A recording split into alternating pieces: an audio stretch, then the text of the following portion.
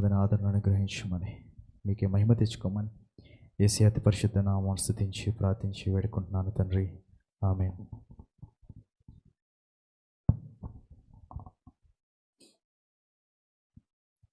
Praise the lord. హల్లెలూయా.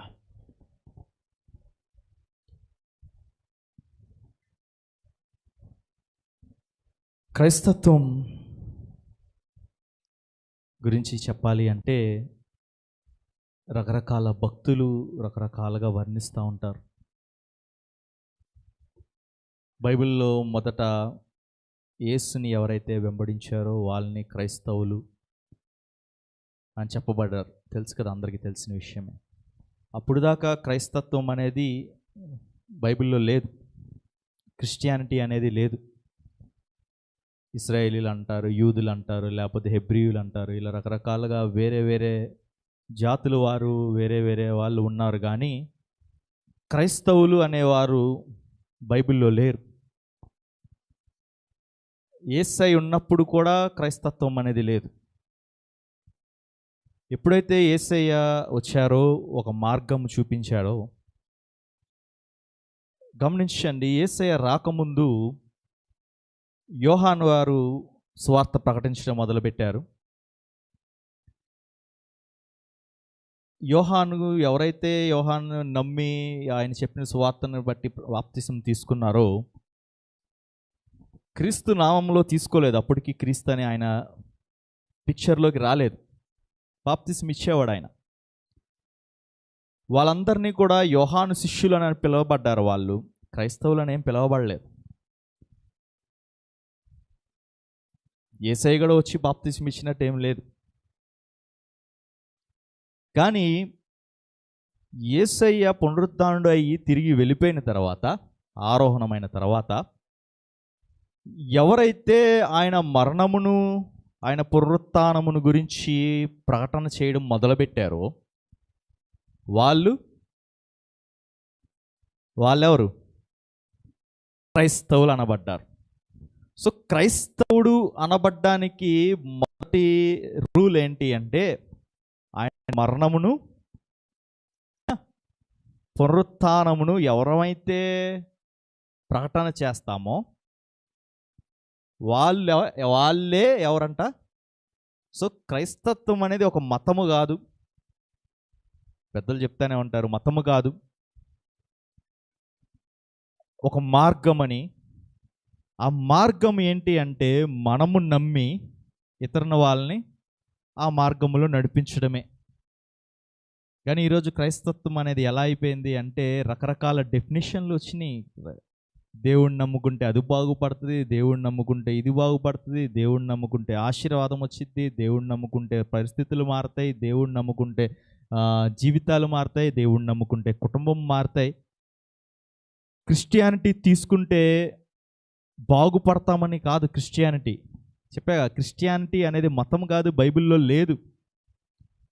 ఎవరైతే ప్రకటిస్తున్నారో, ఎవరైతే క్రీస్తు మార్గంలో నడుస్తున్నారో, ఎవరైతే క్రీస్తు బోధన అనుసరిస్తున్నారో, ఎవరైతే క్రీస్తు ఏమి చెప్పాడో అది చేస్తున్నారో వాళ్ళే క్రైస్తవులు. ఇప్పుడు మనం క్రైస్తవులు అని చెప్పబడాలి అంటే ఏం చేయాలంట? క్రీస్తు ఏం చెప్పాడో, ఏమి బోధించాడో, పరలోక రాజ్యానికి వారసులు అవ్వాలో, ఎలా అవ్వాలో, ఏం చేయాలో, ఇవన్నీ చేసినప్పుడు మనం ధైర్యంగా క్రైస్తవులు అని చెప్పుకోగలం. మొదటి రూల్ ఏంటంట? ఆయన పునరుత్థానమును మరణమును ఎంతోమంది ప్రచురిస్తున్నారు? క్రిస్టియన్వే, క్రైస్తవుడివే, అంటే క్రైస్తవుని గురించి ప్రకటించేవాడివే. మరి ఎంతమంది ప్రకటిస్తున్నారో మీకే తెలియాలి, నాకైతే తెలియదు. కానీ నేను కొంతకాలం వరకు ప్రకటించేవాడిని కాదు. ఈ మధ్యకాలం నుంచి తప్పదు కాబట్టి, దేవుడు తీసుకొచ్చాడు కాబట్టి ప్రకటన చేస్తున్నాను కాబట్టి నాకు ఆ రూల్ వర్తించింది, ప్రాబ్లం లేదు. మరి ఇక్కడున్న మీలో చాలామంది మరి మీకే తెలియాలి. ఏదైనా సరే ప్రకటించేవాడు క్రైస్తవుడు అంటారు, సరే మంచిది. ఈ క్రైస్తత్వంలో ఎవరైతే దేవుణ్ణి ప్రకటించారో, ఎవరైతే దేవుని శిష్యులు ఉన్నారో వాళ్ళ జీవితాలు చాలా బాగున్నాయని ఎవ్వరీ లేవు. హతసాక్షులైన వారే, జైల్లో పెట్టబడిన వారే, నిందల పాలైన వారే, రాళ్లతో కొట్టబడి చంపబడిన వారే క్రీస్తుని ప్రకటించేవాడు, అబ్బా చాలా బాగున్నాడు, వాడి లైఫ్ చాలా బాగుంది, కొంత శ్రమలని అనుభవిస్తాం క్రీస్తుని ప్రకటించే వాళ్ళం. అంటే ఎవరైతే క్రైస్తవులు అనబడుతున్నారో, మీకు శ్రమలు లేదు అంటే క్రీస్తుని ప్రకటించట్లేదు అన్నమాట. ఏదో నామకార్థంగా వస్తున్నాము, కూర్చుంటున్నాము, వెళ్ళిపోతున్నాము అన్న వాళ్ళకి పెద్ద వాళ్ళ నామకార్థ క్రైస్తవులు అంతే. మనం ఇందాక చదివాం కదా, మనం ఉత్తరప్రదేశ్ చదివినప్పుడు ఇటు సైడ్ ఒకటి చదివాం, ఏంటి ముఖస్తుతి గురించి. ఏమనుంది 78:37 వచనం. నోటి మాటతో వారు ఆయనను ముఖస్తుతి చేసిరి, నాలుకలతో ఆయనను, అంతే అలాగే ఉన్నాం. నోటి మాటతో యేసే దేవుడు, మేము దేవుడిని నమ్ముకున్నాం, మేము క్రైస్తవులం, నోటి మాటే. కానీ క్రియలన్నీ కూడా వేరే రకంగానే ఉంటాయి, ఆచరించే పద్ధతులన్నీ కూడా లోకంగానే ఉంటాయి. నోటి మాటతో మాత్రం క్రైస్తవుణ్ణి ముఖస్తుతి చేస్తాం, ఆదివారం ఆరాధన చేస్తాం, ఆదివారం వెళ్తాం, ఆదివారం అది ఇది అని. కానీ ఆదివారం ఆరాధన కన్నా ఇంపార్టెంట్ వేరే ఏదన్నా అనిపిస్తే ఆరాధన పక్కన పెడతాం. అప్పుడు క్రీస్తుని ప్రకటించే వాళ్ళం ఎలా అవుతాం? నేను వాక్యం చదువుతుంటే ఒక మంచి మాట నాకు దేవుడు చూపించాడు. ఏంటంటే, విశ్రాంతి దినముకు ముందు దినం అంటే ఏం దినం అంట? ఏం దినం? విశ్రాంతి దినం అంటే ఎప్పుడు వచ్చింది? విశ్రాంతి దినం అంటే శనివారం. సెవెంత్ డే వాళ్ళు చెప్తూ ఉంటారు, మంచిది, విశ్రాంతి దినమును మనం పరిశుద్ధంగా ఆచరించాలి. శనివారం ముందు దినమును ఏమంటారంటే, ఏమంటారు? సబ్బాత్ అని కొంతమంది అంటున్నారు, సిద్ధపాటు దినం అని అంటారు. మార్క్స్ వార్తలో ఉండిద్ది, మీరు యేసు ప్రభుని సిలువే స్టోరీ చదువుకుంటుంటే అక్కడ ఉంటుంది సిద్ధపాటు దినం. సిద్ధపడాలంట అంటే శనివారం పరిశుద్ధంగా ఆచరించాలి, ఆదివారం ఆరాధన చేయాలి, ఆరాధించాలి, బలలో చేయి వేయాలని. ఎప్పటి నుంచి సిద్ధపడాలంట? శుక్రవారం నుంచి సిద్ధపడాలంట. మనకి ఆదివారం తెల్లారైతే కానీ మనకు ఆదివారం అన్నది ఉండదు. మన శనివారం వదిలేసేయండి, పరిశుద్ధ దినాన్ని పక్కన పెట్టేయండి, శుక్రవారాన్ని పక్కన పెట్టేయండి. ఏదైనా సరే క్రైస్తవుడు అన్న దానికి డెఫినిషన్ మారిపోయింది ఈ కాలంలో. ఆ కాలంలో క్రీస్తుని ఎవరైతే వెంబడించారో, క్రీస్తుని ఎవరైతే ప్రకటించారో, క్రీస్తుని ఎవరైతే అంగీకరించారో, ఆయన కొరకు ఎవరైతే బాధలు పొందారో, నిందలు పొందారో, సమస్యలు పొందారో, ఎవరైతే ఆ సమస్యలకి తట్టుకుని నిలబడ్డారో వాళ్ళు క్రైస్తవులు అనబడ్డారు. కానీ ఇప్పుడు మనం దేవుని కృపను బట్టి అవన్నీ తట్టుకోలేకపోయినా, అవన్నీ మన వల్ల కాకపోయినా క్రైస్తవులు అనబడుతున్నాం. ఇక్కడ దాకా క్లారిటీ ఉంటే మంచిది. ఇప్పుడు వాక్యంలోనికి వెళ్దాం. కీర్తనలు 46వ కీర్తన 1వ వచనం. దేవుడు మనకు ఆశ్రయదుర్గమై ఉన్నాడు, ఆపత్కాలంలో ఆయన నమ్మకొనదగిన సహాయకుడు. కావున భూమి మార్పు నొందినను, నడి సముద్రములలో పర్వతములు మునిగినను, వాటి జలములు ఘోషించుచు నురుగు కట్టినను, ఆ పొంగునకు పర్వతములు కదిలినను, మనము భయపడము. కానీ దేవుడు మనకు ఆశ్రయదుర్గము, ఆపత్కాలమందు ఆయన మనకు నమ్మదగిన సహాయకుడు అన్న విషయం మనం మర్చిపోయి మనకి ఏం కనపడతాయంటే, నడి సముద్రములో పర్వతములు మునిగిపోవడం, జలములు ఘోషించుచు నురుగు కట్టి పొంగుకు పర్వతములు కదలడం. నురుగు కట్టడం అంటే ఏం లేదండి, ఆ ప్రవాహములు ఒకదాన్నొకటి కొట్టుకున్నప్పుడు నురుగు ఏర్పడుతుంది. ఇంగ్లీష్లో మోషన్ అని ఉంటుంది. అంటే వాటి కదిలింపుకి పర్వతాలని గట్టి కొట్టినప్పుడు అంట పర్వతాలు కదులుతాయంట.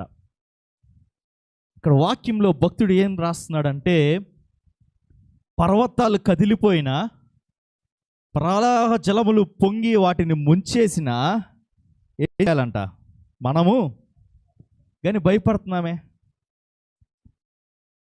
క్రైస్తవులంటే దేవుని ఎరిగిన వారు, క్రైస్తవులంటే దేవుడి పునరుత్థానమును, దేవుని మరణమును తెలిసిన వారు, దేవుని యొక్క బలం ఏంటో తెలిసిన వారు, దేవుని యొక్క గొప్ప కార్యాలు ఏంటో చూసిన వాళ్ళు. ఒకరు ఊరికినే క్రైస్తవులు అవరు.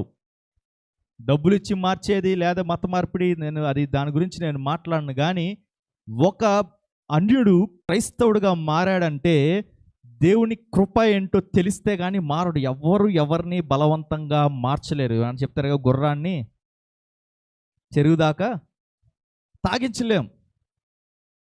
ఒక దేవుణ్ణి గణపరచాలంటే, దేవుణ్ణి ఆరాధించాలంటే, దేవుణ్ణి స్తుతించాలి అంటే అది హృదయంతో రావాలి. ముఖస్థుతి పెదాలతో చేస్తే అవ్వదు అది. మరి ఎంతమంది ఆరాధన చేస్తున్నారు, ఎంతమంది దేవుణ్ణి గణపరుస్తున్నారు, ఎంతమంది దేవుడి దగ్గర ప్రార్థన చేస్తున్నారంటే అది ఒకళ్ళు తీసుకొచ్చి బలవంతంగా నీళ్లు తాగించింది అవునా కాదా? కాదు. మరి దేవుడు అంత గొప్పవాడని తెలిసినప్పుడు పర్వతాలు కదులుతుంటే, జలప్రళయములు వస్తూ ఉంటే ఎందుకు భయపడుతున్నాం? ప్రశ్న వేసుకోండి. వాక్యం తెలుసు మీకు. ఊరికనే రక్షించబడలేదు కదా, 5 దినాలుండి రక్షించబడ్డారు చాలామంది. ఇక్కడ 5 దినాలు ఉపవాసం ఉండి రక్షించబడ్డారు. దేవుడు ఎంత గొప్ప గొప్ప కార్యాలు చేస్తారు, ఎటువంటి స్థితి నుంచి ఎటువంటి స్థితికి తీసుకొచ్చాడో మనకి తెలుసు. కానీ చిన్న సమస్యను బట్టి, కుటుంబంలో ఉన్న చిన్న సమస్యను బట్టి, జీవితంలో ఉన్న చిన్న సమస్యను బట్టి, బిడ్డల జీవితంలో ఉన్న చిన్న ఇబ్బందిని బట్టి ఏమనుకుంటున్నామంటే, అమ్మో ముంచి వేస్తుందేమో ఈ సమస్య, ఈ జలప్రలయం, ఈ పొంగు ఈ యొక్క కొండను ముంచేసిద్దేమో. మన పాట ఏం పాడుకుంటాం? కదలకుండును సియోను కొండవలే, మెదలకుండును బలమైన దుర్గం వలె. అందరూ కదలకుండును సియోను కొండవలే, బెదరకుండును బలమైన దుర్గం వలె. యేసయ్య నా చెంత నుండగా ఇంకా లేదుగా, యేసయ్య నా చెంత నుండగా. నా కదలకుండును సియోను కొండవలే, బెదరకుండును. మరి ఎలా ఉండాలి కదలకుండా సియోను కొండవలే ఉండాలంటే? తర్వాత వచ్చి నుంచి చదివితే ఏమంటారు చూడండి. ఒక నది కలదు, దాని కాలువలు దేవుని పట్టణమును, సర్వోన్నతుని మందిరపు పరిశుద్ధ స్థలమును సంతోషపరచుచున్నవి. దేవుడు ఆ పట్టణంలో ఉన్నాడు, దానికి చలనం లేదు. ఇప్పుడు చలనం లేకుండా, కదలకుండా సియోను కొండ వలె, బలమైన దుర్గం వలె ఉండాలి అంటే ఎవరు ఉండాలంట?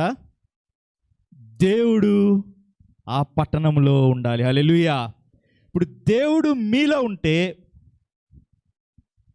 దేవుడు మనలో ఉండాలి అంటే ఆయన పరిశుద్ధ జలప్రలయం, ఒక నది కలదు, ఆ నది అంట కాలువలే దేవుని పట్టణమును, సర్వోన్నతిని మందిర పరిశుద్ధ స్థలమును ఏం చేస్తున్నాయంట అంటే, యెహోవా ధర్మశాస్త్రమునందు దివారాత్రము ఆనందించువాడు ధన్యుడు, అతడు నీటి కాలువల యోరాను నాటబడినదే యాకు వాడక తన కాలమందు.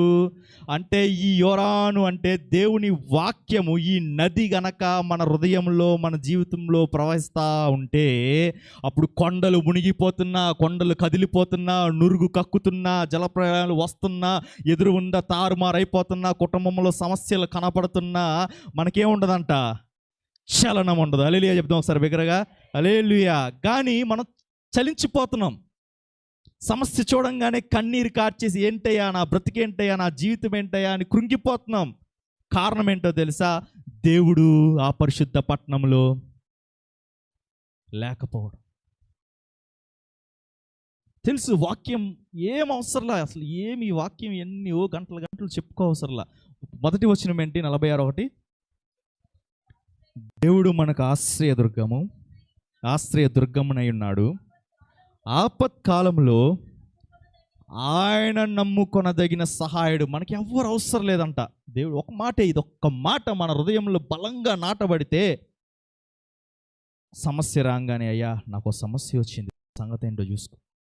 ఎవరి దగ్గరికి వెళ్ళవసరలా, ఎవరితో డిస్కస్ చేయవసరలా, ఎవరికి అందరూ చెప్పి ఇదేంటి నా బాధ ఏంటి, నా జీవితం ఏంటి, నా కుటుంబం ఏంటి, నా పరిస్థితి ఏంటి, నా అప్పులేంటి, ఎవరి దగ్గరికి వెళ్ళవసరం లేదంట.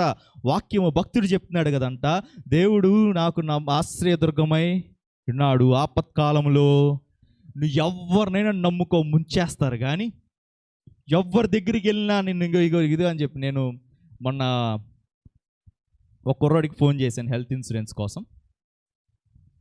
ఆ కుర్రాడు అతనికి తెలిసిన ఇంకో ఫ్రెండ్కి చేస్తే అతను ఇంకో ఫ్రెండ్కి చేశాడు, అతను నాకు ఫోన్ చేశాడు. హెల్త్ ఇన్సూరెన్స్ విషయం మాట్లాడి ఎంత ప్రీమియం అది ఇది అని చెప్పేసిన తర్వాత, ఎవరైతే నాతో మాట్లాడాడో అతనికి మెసేజ్ పెడితే అతను నా ఫ్రెండ్కి మెసేజ్ పెట్టాడు. ఏమనంటే, ఒకవేళ ఈ ఇన్సూరెన్స్ తీసుకుంటే నీకు అందులో 30% కమిషన్ వస్తుంది. హల్లెలూయా. ఇప్పుడు నా ఫ్రెండ్ హల్లెలూయా చెప్తున్నారు అందరూ. ఇప్పుడు నా ఫ్రెండ్ ఏం చేయాలి? ఎలాగైనా తీసుకోరా, ఎందుకని ఏమొస్తుంది? 30% కమిషన్ వస్తుంది నా ఫ్రెండ్కి. వాడేం చెప్పాడంటే, నాకు ఆ కమిషన్ అవసరం లేదు, అది కూడా తగ్గించి డబ్బులు కట్టించుకోండి అని చెప్పాడు. ఇవి ఎంతమంది చెప్తారు? కమిషన్ల కోసమే వచ్చేసి నా చేత ఇన్సూరెన్స్లు కట్టించిన వాళ్ళు బోల్డ్ మంది చర్చిలో. 3 ఇన్సూరెన్స్లు కట్టే అలాగా చర్చిలో వాళ్ళే. అన్న ఒక ఇన్సూరెన్స్ అన్న టార్గెట్ అవ్వట్లేదు, దేనికి? కమిషన్ కోసం. నమ్ముకున్నాడు, మనోడే నమ్ముకున్నాడు, ఏం చేస్తాడు? ముంచేస్తాడు. కానీ దేవుడు ఏం చెప్తున్నాడు అంటే, ఇక్కడ వాక్యం భక్తుడు ఏం చెప్తున్నాడు అంటే, నువ్వు ఎవరి దగ్గరికైనా వెళ్ళు, ముంచేస్తారు. కానీ నమ్ముకొనదగిన సహాయకుడు ఒక ఆయన ఉన్నాడంట. ఆయన దగ్గరికి వెళ్తే అంట మనము భయపడాల్సిన అవసరము లేదు. హల్లెలూయా. 6వ వచనం కాదు, 5వ వచనం చూద్దాం. దేవుడు ఆ పట్టణంలో ఉన్నాడు, దానికి చలనం లేదు. అరుణోదయమున దేవుడు దానికి సహాయం చేయుచున్నాడు. జనములు ఘోషించుచున్నవి, రాజ్యములు కదులుచున్నవి. ఆయన తన కంటతను వింపముగా భూమి కరిగిపోచున్నది. సైన్యములకు అధిపతి యెహోవా మనకు తోడై ఉన్నాడు. యాకోబు యొక్క దేవుడు మనకు ఆశ్రయమై ఉన్నాడు. హల్లెలూయా. ఏంటంట? చలనం లేదంట, దేవుడు మనకు తోడుగా ఉన్నాడంట. అరుణోదయమున ఆయన మనకేం చేస్తాడంట? సహాయం చేస్తాడంట. రాత్రి కార్చిన కన్నీరికి ఉదయాన్నే ఆన్సర్ చేస్తాడు. హల్లెలూయా. అరుణోదయం, దేవుడు ఉదయమునే ఈ నెక్స్ట్ నాకు రేపేంటి, నా పరిస్థితి ఏంటి, ఎలా ఉండిద్ది నా జీవితం, అప్పులలో వచ్చేస్తారు, లేకపోతే నా రేపొద్దున నా జీవితం ఏంటో తెలుస్తుంది, నేను రాయాల్సిన పరీక్ష ఉంది, లేకపోతే నేను వెళ్ళాల్సిన చోటు ఉంది, నేను ఇవ్వాల్సిన ఇంటర్వ్యూ ఉంది, నాకు ఏంటి అర్థం కావట్లేదు, లేకపోతే ఇంకేదో ఉంది. నువ్వు దుఃఖపడుతూ దేవుడి సన్నిధిలో మీరు కార్చిన కన్నీరు కంట అరుణోదయమునే దేవుడు సహాయం చేస్తాడంట. హల్లెలూయా. అటువంటి బలమైన దుర్గము మనకున్నప్పుడు, అటువంటి నమ్మకస్తుడు మనకున్నప్పుడు, అటువంటి నమ్మకమైన సహాయుడు మనకున్నప్పుడు ఎందుకు భయపడుతున్నారండి? క్రైస్తవులంటే పిరికి వాళ్ళు, క్రైస్తవులంటే భయపడేవాళ్ళు, క్రైస్తవులంటే తప్పులు చేసేసి మళ్ళీ దేవుడి దగ్గరికి అయ్యా అనేవాళ్ళు అన్న అపోహలో ఉన్నారు. కానీ క్రైస్తవుడికి ఒక నమ్మకస్తుడు ఉన్నాడు, దేవుడు. హల్లెలూయా. ఇంకా ఉంది, యాకోబు యొక్క దేవుడు మన ఆశ్రయం ఉన్నాడు. యెహోవా చేసిన కార్యములు వచ్చి చూడుడి. ఆయనే భూమి మీద నాశనములు కలుగజేయవాడు. ఆయనే భూదిగంతముల వరకు యుద్ధములు మాన్పువాడు. విల్లు విరిచివాడును బల్లెమును తెగ నరుకువాడును ఆయనే. యుద్ధ రథములను అగ్నిలో కాల్చివాడు ఆయనే. ఓరకుండి నేనే దేవుడని తెలుసుకునిడి. అన్యజనులలో నేను మహోన్నతుడగుదును, భూమి మీద నేనే మహోన్నతుడగుదును. సైన్యములకు అధిపతికి యెహోవా మనకు తోడై ఉన్నాడు. యాకోబు యొక్క దేవుడు మనకు ఆశ్రయం ఉన్నాడు. ఒక్క మాట చాలు, కదలవసరంలా, కదిలింపబడాల్సిన అవసరంలే. ఎప్పుడు నేను ఒకసారి అయ్యగారితో మాట్లాడతా, నాకు చాలా పిరికితనం ఉండేది ఇది వరకు. చాలా అంటే చాలా దెయ్యాల గురించి మాట్లాడుకుంటుంటే నాకు భయం వేసేది. ఏం మాట్లాడుకున్నా నాకు దడొచ్చేది, పిరికితనం వచ్చేది, గుండెల్లో జల్లుమంటా ఉండేది. అప్పుడు అయ్యగారు ఒక మాట చెప్పారు. ఏమనంటే, మీలో ఉన్నవాడు లోకంలో ఉన్నవాడి కంటే గొప్పవాడు. ఎంత ధైర్యంగా ఉంది మాట. మీలో ఉన్నవాడు లోకంలో ఉన్నవాడి కంటే, ఉన్నవాటన్నిటికంటే గొప్పవాడు. అప్పుడు నేను అడిగాను అయ్యగారిని, అసలు మనలో ఉన్నాడని ఎలా తెలుస్తుంది?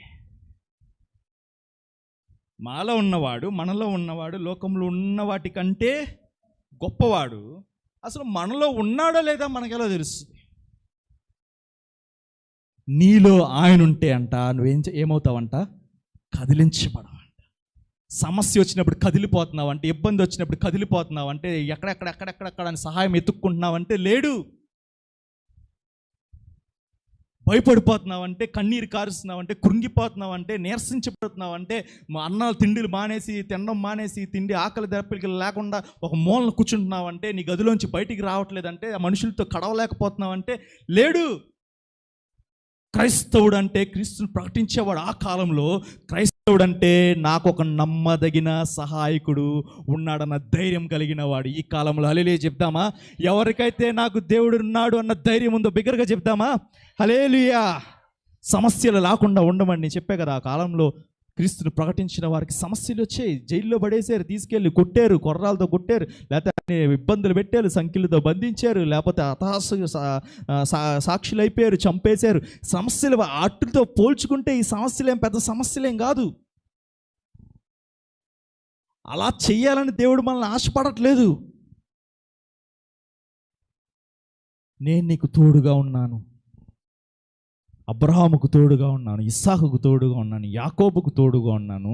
యాకోబుతో ఆపేయలేదు. యాకోబు దేవుడినైనా నేను నీకు కూడా తోడుగా ఉన్నానని చెప్తున్నాడు. కానీ ఎంతమంది ధైర్యంగా ఉంటున్నారు? ఎవరితో మాట్లాడినా, ఎవరితో అడిగినా నా కుటుంబం ఇలా ఉంది, నా పరిస్థితి ఇలా ఉంది, నా బిడ్డలు ఇలా ఉన్నారు, వాళ్ళే నా బాధ, దానికోసమే నా బాధ, అప్పు కట్టాలి, డబ్బులు కట్టాలి, ఈఎంఐలు కట్టాలి, అవి కట్టాలి, ఎక్కడ అప్పు చేసి అక్కడ కడుతున్నా, అక్కడ వచ్చి ఇక్కడ కడుతున్నా. ఏంటంటే కారణము ఒక నది కలదు. ఆ నది ఆ పరిశుద్ధ పట్టణంలో చదవండి, అది 4వ వచనం. ఒక నది కలదు, దాని కాలువలు దేవుని పట్టణమును, సర్వోన్నతిని మందిర పరిశుద్ధ స్థలమును అది సంతోషపరచబడకపోవడం వల్లే ఈ బాధలండి. దేవుని వాక్యమే నది అయితే ఆ వాక్యం యొక్క ప్రవాహ జలములు దాని కాలవలంట. ఈ దేవుని పట్టణం అయితే, ఇది శరీరము దేవుని మందిరం అయితే, ఇది పరిశుద్ధంగా ఉంటే అంట, ఆ వాక్యము నుండి ఆనందిస్తే అంట, దేవుడు మనకు తోడుగున్నారన్న ధైర్యం మనకుంటే అంట, అది సంతోషపరిచిద్ది కానీ దుఃఖపరిచేది కాదు. దేవునికి స్తోత్రం, హల్లెలూయా. కానీ కృంగిపోతున్నాం, భయపడిపోతున్నాం, భారపడిపోతున్నాం, సమస్య చూసి కృంగిపోతున్నాం. ఎంతమంది సమస్య వస్తే నేను అసలు బాధే పడిన ఎవరు ఉన్నారా? ఎవరు లేరు. అందరం బాధపడతాం, అందరం కృంగిపోతాం. కారణం ఏంటంటే ఆ పరిశుద్ధ నది యొక్క ప్రవాహ జలములు, ఆ కాలువలు మన హృదయాన్ని తాకకపోవడం, దివారాత్రమును ధ్యానించి దాని యందు ఆనందించకపోవడం. ఏం జరిగింది? దుష్టుల ఆలోచన చెప్పును నడవక, పాపల మార్గం నిలవక, అపహాసకులు కూర్చుని చోటును కూర్చుండక, యెహోవా ధర్మశాస్త్రము నందు ఆనందించుచు దివారాత్రము దాన్ని ధ్యానించువాడు.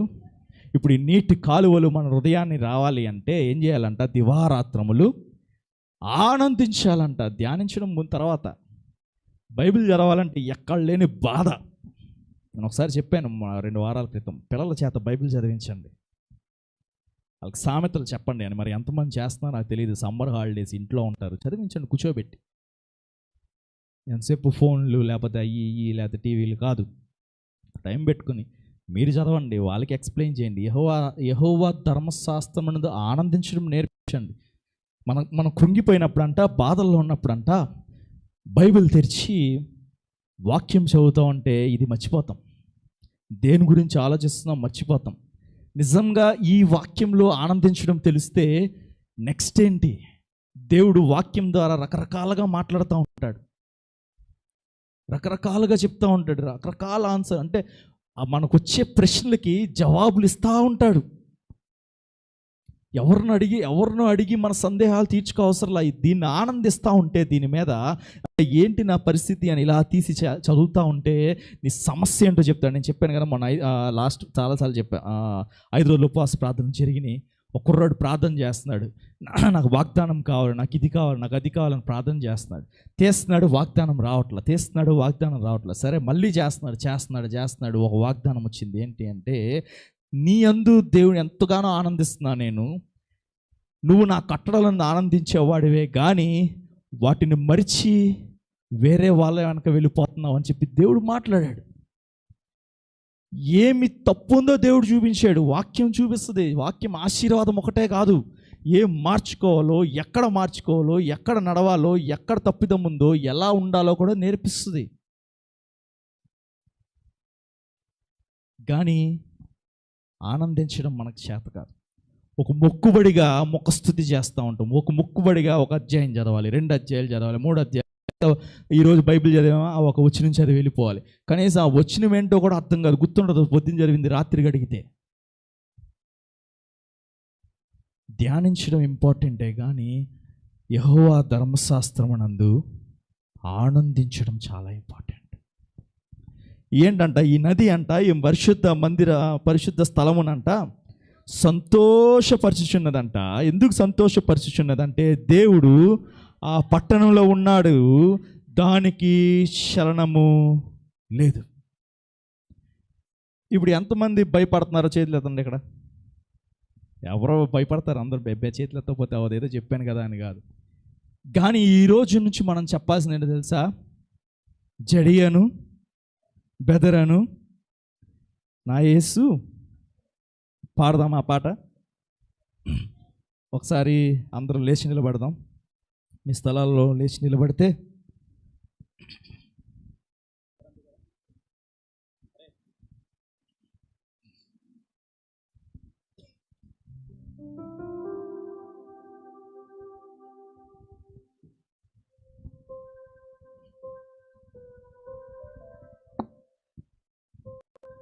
అనేక సార్లు సమస్యను బట్టి కృంగిపోయి ఉండొచ్చు. బిడ్డల జీవితాలు చూసి మా వాళ్ళు ఎప్పుడు మారుతారు, మావాడు ఎప్పుడు ప్రయోజకుడు అవుతాడు, ఎప్పుడు సంతోషపడతాము అని దుఃఖపడి ఉండొచ్చు. అప్పులు వాళ్ళు ఇంటి మీదకి వచ్చినప్పుడు ఎప్పుడు ఈ బాధల నుండి నేను బయటపడతాను, ఎంతకాలం భయపడతా బ్రతుకుతాను, అసలు నేను బ్రతుకుండకపోతే, అసలు చనిపోతే ఏ గోళ ఉండదు కదా అని నిట్టూర్పులు విడిచిన సమయం ఉండుండొచ్చు. ఎవరిని నమ్మినా మోసం చేసేశారని, నాకు నమ్మకమైన సహాయకుడు ఎవరూ లేరు అని, అయిన వారే నా బంధువులే నన్ను త్రోసివేశారని దుఃఖపడతా ఉండుండొచ్చు. కానీ యాకోబు దేవుడైన దేవుడు నీకు తోడుగా ఉన్నాడు సోదరుడా, సోదరి. ఆయన గనక నీలో ఉంటే నువ్వు కదిలించబడవు. పర్వతాలు కదిలిపోయినా,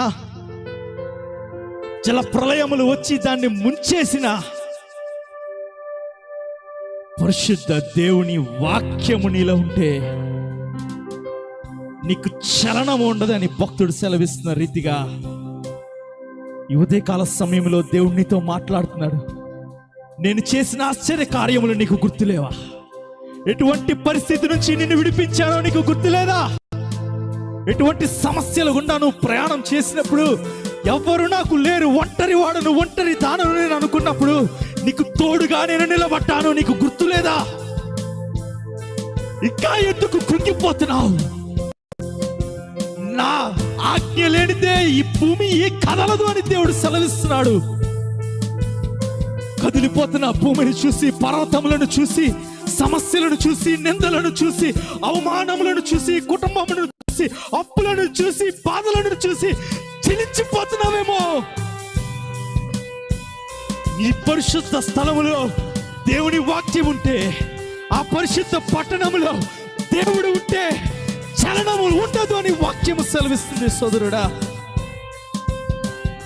జడియను బెదరను నా యేసు నాతో ఉండగా నేను ధైర్యముగా ఈరోజు పాడగలిగితే, మనస్ఫూర్తిగా దేవుడితో చెప్పగలిగితే, సమస్యలను విడిచి వెళ్ళిపోతాయి, ఇబ్బందులు నిన్ను విడిచి వెళ్ళిపోతాయి, కుటుంబము మారిపోతుంది, సమస్యలు తీరిపోతాయి. అరుణోదయముడా దేవుడు నీకు సహాయం చేస్తాడని వాగ్దానం చేస్తున్నాడు. ఈ రాత్రి ఆఖరి రాత్రి, ఈ రాత్రి నీ సమస్యలు తీరిపోయే రాత్రి. నువ్వు నిజముగా ధైర్యముగా మనస్ఫూర్తిగా దేవుని సన్నిధిలో ఆరాధించగలిగితే, చెప్పగలిగితే ఈ సమస్యలు తీరిపోతాయి. సోదరుడా, సోదరి, స్తోత్రం. అలలాతో కొట్టబడిన నా నావలో నేనుండగా. చెప్తామా, అలలు కొట్టకుండా ఏ నావ ఉండదు సోదరుడా. ఈ జీవితమైన నావకి అలలు కొట్టాలి, కానీ నీ నావలో దేవుడు ఉన్నాడన్న ధైర్యము మనకుండాలి. అలలాతో కొట్టబడిన నా నావలో నేనుండగా. బిగ్గరగా చెప్తామా, అలలాతో కొట్టబడిన నా నావలో నేనుండగా. ప్రభు యేసు కృప నన్ను విడువాక కాపాడును. ప్రభు యేసు కృప నన్ను విడువాక కాపాడును. అభయామిచ్చి నన్ను అతరికి చేర్చును. అభయామిచ్చి నన్ను అతరికి చేర్చు. జడియను పెదరను నా యేసు నాతో నుండగా. జడియను పెదరను నా యేసు నాతో నుండగా. గాఢాంధకారములో నే నడచిన వేళలలో, గుర్తు తెచ్చుకొని అందరూ, గాఢాంధకారములో నే నడచిన వేళలలో కంటి పాపవలె నన్ను విడువాక కాపాడును. కంటి పాపవలె నన్ను విడువాక కాపాడును. ప్రభు అయిన యేసునకు జీవితమంతా పాడేదం. ప్రభు అయిన యేసునకు జీవితమంతా పాడేదం. జడియను పెదరను నా యేసు నాతో నుండగా. అవును, నీ యేసు నీతోనే ఉన్నాడు. మనస్ఫూర్తిగా చెప్పు సోదరి, బిగ్గరగా బిగ్గరగా. జడియను బెదరను నా యేసు నాతో నుండగా.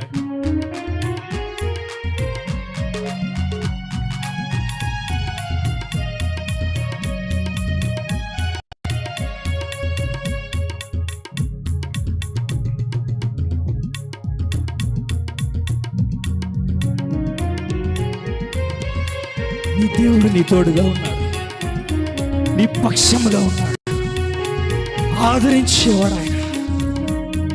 కృంగినప్పుడు లేవనెత్తేవాడు, దుఃఖములో ఓదార్చేవాడు, బాధలలో నెమ్మదినిచ్చేవాడు, శోధనలలో సహాయకుడు ఆయన. ఆయన తోడుగా ఉన్నప్పుడు ఏ బాధ వచ్చినా, ఏ ఇబ్బంది వచ్చినా చలించావంటే ఒకటే గుర్తు, దేవుడు మనలో లేడని. చలనము లేకుండా నిలబడ్డావంటే దేవుడు ఉన్నాడన్న ధైర్యము నీకు నాకు ఉందని. దేవుడి మీద ఆధారపడదాం. ఆయన మీద ఆధారపడినప్పుడు ప్రతి సమస్య నుండి విడుదలను అనుగ్రహించే దేవుడు, ప్రతి సమస్య నుండి ఆదరణను కలిగించే దేవుడు.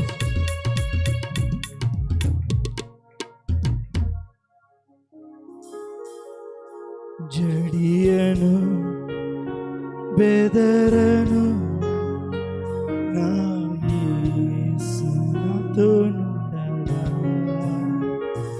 జడియను బెదరను నా యేసు నాతో నుండగా. కూర్చుందామండి.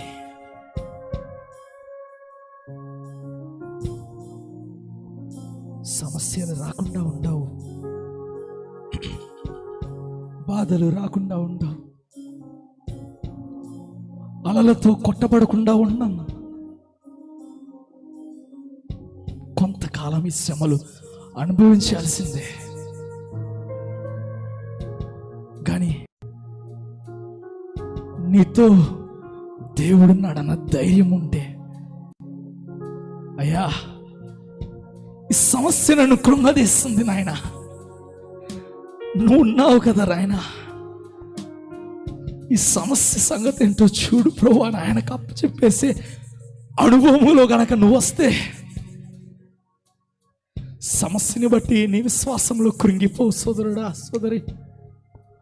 అప్పులను బట్టి, ఇబ్బందులను బట్టి, నిందలను బట్టి కృంగిపోవు సోదరుడా. దేవుడికి సమస్తము తెలుసన్న ధైర్యము నీలో ఉంటుంది. నా నావలో నాతో పాటు నా యేసు ఉన్నాడన్న ధైర్యము నీలో ఉంటుంది.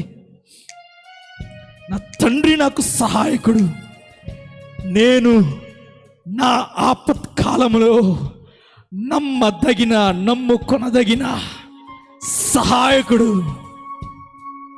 సైన్యములకు అధిపతి అగు దేవుడు, రథములను సైతము కాల్చివేయగలిగిన దేవుడు, యుద్ధములను సైతము ఆపగలిగిన దేవుడు. సియోను కొండగా నువ్వు నిలబడాలని ఆశపడితే, దేవుని పరిశుద్ధ స్థలముగా నువ్వు ఉండాలని ఆశపడితే, ఎటువంటి సమస్య వచ్చినా నేను ఏమీ చేయలేదు, ఎటువంటి ఇబ్బంది వచ్చినా నేను ఏమీ చేయలేదు. ఈరోజు నుంచి ఒక ధైర్యం కలిగి నివసిద్దాం, ఒక ధైర్యం కలిగి విశ్వాసంలో ముందుకు సాగిపోదాం, దేవుని మీద పూర్తిగా ఆధారపడదాం. ఈ వాక్యము నమ్మదగినది, వాక్యము రచించిన ఈ దేవుడు నమ్మదగిన వాడు. నిన్ను అన్యులలో నుండి, నాశన కూపములో నుండి, పాపపు ఊపిలో నుండి లేవనెత్తి నడిపించిన దేవుడు నమ్మదగిన సహాయుడు అని ధైర్యము గనక నీలో ఉంటే, ఎటువంటి స్థితి వచ్చినా కృంగిపో. పరిశుద్ధుడు ప్రేమ గల తండ్రి, నీ ఘనమైన నామమునకు వేలాది స్తుతులు చెల్లించుకుంటున్నాము నాయన. తండ్రి, క్రైస్తవులమే నాయన, క్రీస్తుని ప్రకటించే వారమే ప్రభువా. అయా నీ యొక్క పునరుత్థానంలోకి, మరణంలోకి పాణిభాగస్తులు అయిన వారమే కానీ నాయన, సమస్యను చూసి కృంగిపోతున్నాము ప్రభువా, బాధలను చూసి కృంగిపోతున్నాము నాయన. దుఃఖము, నిట్టూర్పులు, బాధ, ఏడుపు, కన్నీళ్ళు, అయ్యా ఎంతకాలము నాయన, ఎందుకు కృంగిపోతున్నామో తెలియదు, జవాబు ఎక్కడి నుంచి వచ్చిందో తెలియదు, ఎవరు ఆదరిస్తారో తెలియదు, ఎవరిని నమ్మాలో తెలియదు, మా పరిస్థితి ఏంటో తెలియదు, రేపటి దినం ఎలా ఉంటుందో తెలియదు.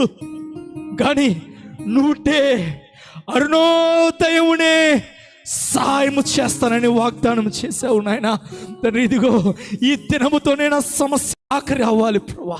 ఈ దినముతోనే దేని గురించి నేను దుఃఖపడుతున్నాను, దేని గురించి నేను బాధపడుతున్నాను, దేని గురించి నేను కన్నీరు కారుస్తున్నాను, తండ్రి అరుణోదయమునే సహాయం చేస్తానన్నావు కదా ప్రభా. నీ మీద ఆధారపడుతున్నాను, నీకు అప్పచెప్పేస్తున్నాను ప్రభా, నీకు మీద వదిలిపెట్టేస్తున్నాను, నా భారమంతా నీ మీద మోపేస్తున్నాను ప్రభా. నేను కదిలింపబడకూడదు ప్రభా, కదిలింపబడని కొండ వలె ఉండాలి నాయన, కదిలించలేనంత స్థిరమైన సియోను కొండ వలె నన్ను మార్చు ప్రభువా అని బలమైన భక్తి పునాదిలోకి మనం రాగలిగితే, సోదరుడా సోదరి, ఏ ఇబ్బంది, నిట్టూర్పు, బాధ, ఏ సమస్య, నింద, ఏ అప్పు, ఏ కుటుంబ విషయము, ఏది కూడా కదిలింపబడదు, కదిలించదు. భక్తుడు చెప్తాడు కదా, నేను అంతగా కదిలిపోను అని. అది కదిలించడానికి ప్రయత్నిస్తుంది మన మీద మనం ఆధారపడినప్పుడు. కానీ దేవుడి మీద ఆధారపడినప్పుడు, మన పరిశుద్ధ స్థలంలో ఆయన ఉన్నాడన్న ధైర్యం ఉన్నప్పుడు, మనలో ఉన్నవాడు లోకంలో ఉన్న వాటన్నిటికంటే గొప్పవాడు అన్న ధైర్యంలో నువ్వు ఉన్నప్పుడు, నువ్వు బలముగా నిలబడగలవు అన్న ధైర్యముతో ఈరోజు ఇక్కడి నుంచి వెళ్ళాలని ప్రభువు కోరుకుంటున్నాడు. ఆయన మీద ఆధారపడదాం, వాక్యాన్ని ధ్యానిద్దాం, వాక్యములో సంతోషిద్దాం, ఆనందిద్దాం. దేవుడు నీ ప్రతి అవసరతను, ప్రతి ఆశ, ప్రతి సమస్యను, ప్రతి నిట్టూర్పును, ప్రతి దుఃఖమును, ప్రతి బాధను, ప్రతి ఆలోచనను మార్చి తీర్చి జవాబిచ్చి మేలులతో నిన్ను తృప్తిపరచును కాక. ఆమేన్. బిగ్గరగా చెప్దామా? ఆమేన్. జడియను, ఒకసారి చెప్తాం బిగ్గరగా. బెదరను, నా యేసు నాతో నుండగా.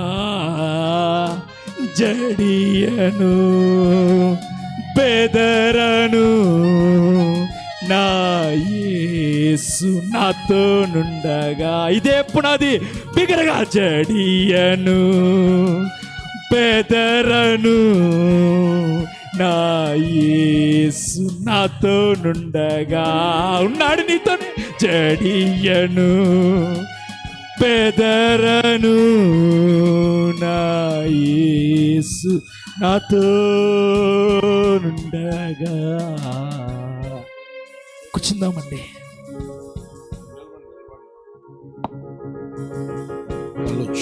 హలో, అందరూ లేచి నిలబడదాం. అందరూ లేచి నిలబడండి.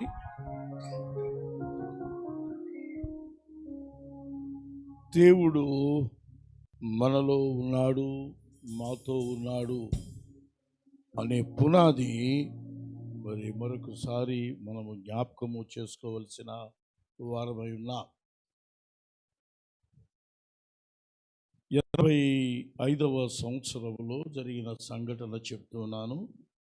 ప్రత్యక్ష సాక్ష్యము. దేవరాజు గారు ఇక్కడే ఉన్నారు. అది విడో హోమ్. అది ఆ హోమ్లోకి 7 ప్రార్థన చేయడానికి వెళ్ళాం. వెళితే ఒక భయంకరమైన శక్తి పట్టినటువంటి స్త్రీని తీసుకుని వచ్చారు.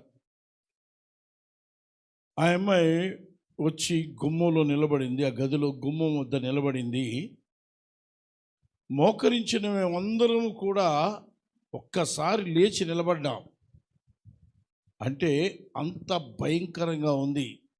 ఇంత గుడ్డొచ్చింది, ఇక్కడ వరకు నాలుగు సాగిపోయింది, చాలా భయంకరంగా ఉంది. ఆ భయంకరమైన వ్యక్తిని చూడగానే ప్రార్థన చేయడానికి వెళ్ళిన మా అందరికీ ఏమేసింది? భయం వేసింది.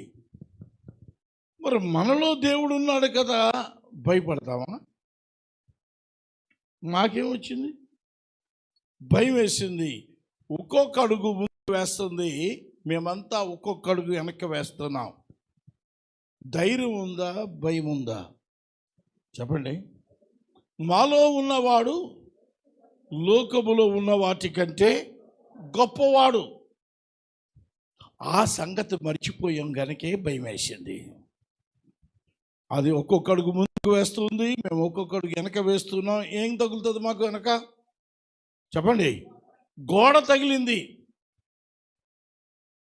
బ్రదర్స్ ఏం చేశారంటే నన్ను ముందుకు తోసి నా వెనక వెళ్ళారు. ఇప్పుడు అది నా యొక్క చూసుకుంటూ నా మీదలా పడబోతా ఉంది. గుండె ఏమయ్యాలే? చెప్పండి. అయిపోయింది పరిస్థితి. సరిగ్గా అది అలా పడబోతున్న సమయంలో దేవుని వాక్యం జ్ఞాపకం వచ్చింది. మీలో ఉన్నవాడు లోకములో ఉన్న వాటికంటే గొప్పవాడు. ప్రియమైనటువంటి దేవుని బిడ్డలారా, మేము భయపడలేదు కానీ శక్తి భయపడి మా కాళ్ళ మీద పడేశాడు దేవుడు. హల్లెలూయా.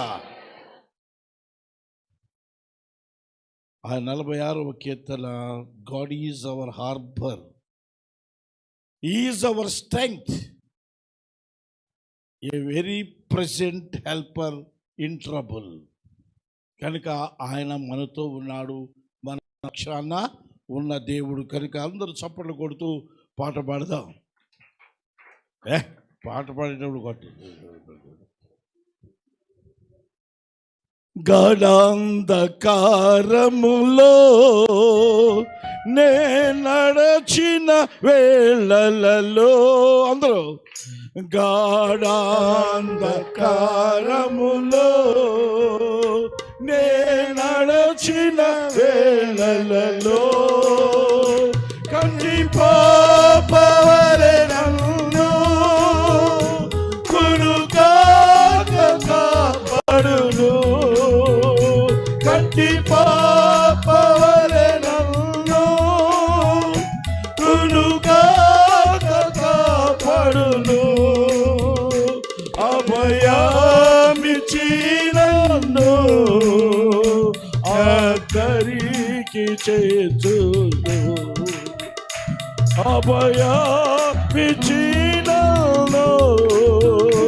అద్దరికి చేర్చును, గడియను బెదరను నా యేసు నాతోండగా,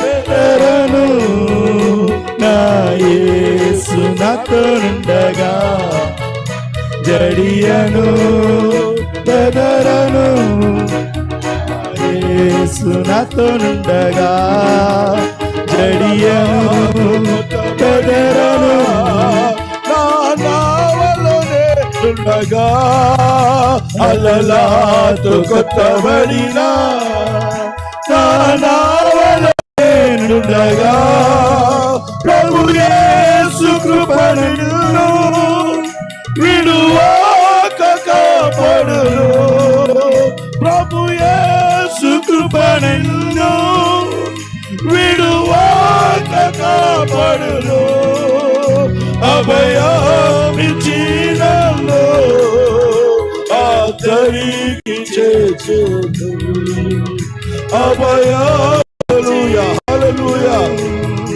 అద్దరికి చేర్చును, జడియను బెదరను నా యేసు నాతోండగా, జడియను బెదరను నా యేసు నాతోండగా, మరణాపులో ఎలలో ఏ నడచిన వేళలలో, మరణాపులో ఎలలో ఏ నడచిన వేళలలో, నీ తోడు కర్రాయు నీ దండము ఆదరించును, నీ తోడు కర్రాయు నీ దండము ఆదరించును, శుద్ధాత్మతో నింపెను నా గిన్నె పొందుచున్నది,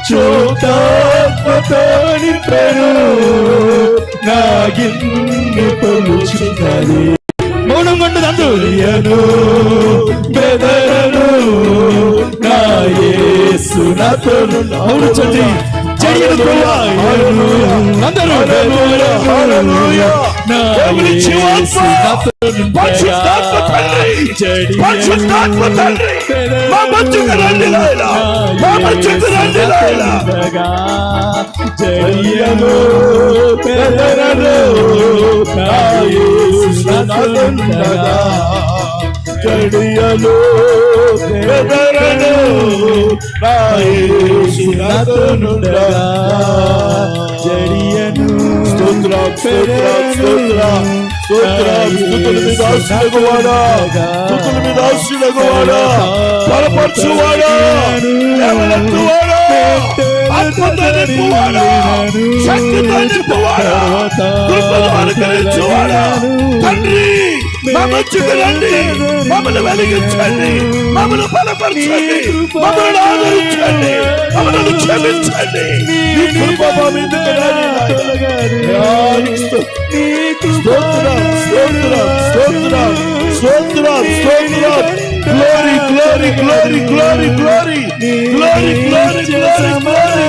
అయ్యా నీకు స్తోత్రాలు, యేసయ్యా నీకు స్తోత్రాలు, పరిశుద్ధాత్మ తండ్రి నీకు స్తోత్రాలు నాయనా. ఒక్కొక్కరి మీద నీ యొక్క ఆత్మను కుమ్మరించండి, ఒక్కొక్కరి మీద నీ ఆత్మను కుమ్మరించండి. నీ కృప రాని నాయనా, కృప రాని నాయనా, నీ కృప రాని నాయనా. కేవలము నీ కృప, నీ కృప, నీ కృప రాని నాయనా. క్షమించయ్యా, లేవనెత్తయ్యా, బలపరచయ్యా, ఆదరించయ్యా. అద్భుత నింపు నాయనా, నింపు నాయనా, నింపు నాయనా, నింపు నాయనా, నింపు నాయనా. బెదరను నా యేసునకుండగా.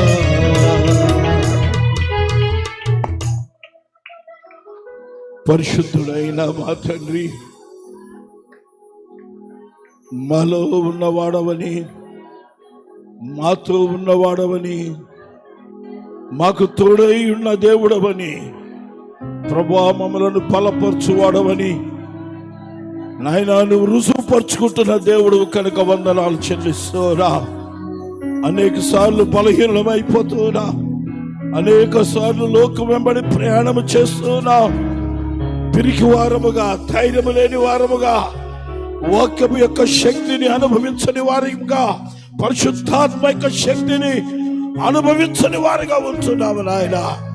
ప్రభువా అరుణోదయమున నువ్వు మాకు సహాయం చేసే దేవుడవు నా తండ్రి నాయన. ఎల్లప్పుడూ మాతో ఉండి మమ్మల్ని బలపరిచే దేవుడు అని మేము విన్నాము నా తండ్రి నాయన. మాలో ఉన్నవాడవు కనుక నీకు వందనాలు, మాతో ఉన్నవాడవు కనుక మీకు వందనాలు, మా పక్షమునున్న దేవుడు కనుక వందనాలు, మా సహాయకుడు కనుక నీకు వందనాలు నాయన. ఇక్కడున్న ప్రతి బిడ్డ నాయన దిగులు సంశయములు మాని నాయన సంపూర్ణగునట్లు నాయన నీ శక్తిని అనుభవించినట్లు నీ ఆత్మతో నింపమని, నీ శక్తితో నింపమని, నీ కృపతో నింపమని, నీ కనుదృష్టి ఈ చిన్న మంద మీదకు రానిమ్మని నాయన. ఒక్కొక్క బిడ్డను నాయన నీ వాగ్దాన ప్రకారము అంచె దినములలో నా ఆత్మను కుమ్మరిస్తానన్న వాగ్దానమును మా పట్ల నెరవేర్చి అయ్యా. ప్రతి బిడ్డను అభిషేకించి ఆత్మతో నింపి బలపరిచి నాయన, ధైర్యపరిచి నాయన, భయపడకుండా విశ్వాసమును కట్టయు దాన్ని కొనసాగించువాడైనా నీ వైపు చూచే భాగ్యం మాకు దయచేయమని మా ప్రభువు మా రక్షకుడైన యేసయ్య పరిశుద్ధ నామమున స్తుతించి ప్రార్థించి వేడుకుంటున్నాము తండ్రి. ఆమె తండ్రి కుమార పరిశుద్ధాత్మ త్రియేక దేవుని సన్నిధి అయిన బిడలైన మనకిప్పుడు ఎల్లప్పుడు సదా తోడయుండును గాక. ఆమేన్.